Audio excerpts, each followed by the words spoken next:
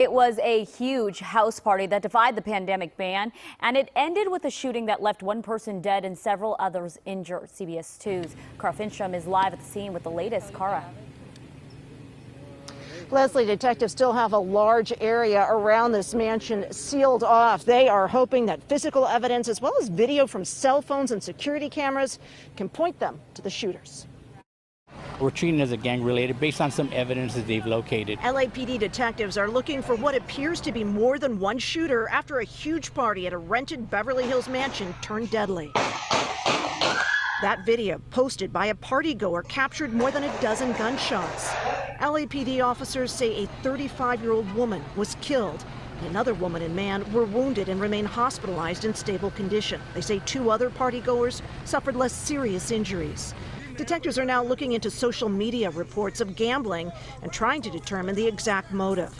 Hours earlier, officers responded to numerous noise complaints, and some neighbors questioned why the party, which defied public health orders during this pandemic, wasn't broken up. It's really hard to enforce something like that, but especially when it's a private party and it's like us going into your home telling you what to do.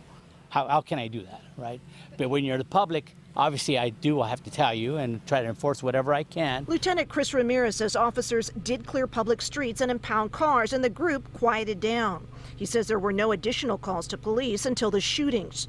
Now he says officials could choose to press charges both against any shooting suspects and the people who threw the party. A security manager at the house told us the party was a belated NFL draft celebration. Police are working to confirm who rented the house and why. They can probably capture and count how many people were there, and if the city attorney wants to, we can always file additional complaints. Maybe even that person might be responsible now for having this large party and and having something that's in violation of the health code. Lux Management, which oversees this property, says as soon as they realized this party was taking place, they asked the renters to leave, saying that their agreement had been violated. We did reach out to both the mayor's office and the city's attorney's office for their responses. Leslie, we're waiting to hear back. Cara, senseless crime. Thank you so much.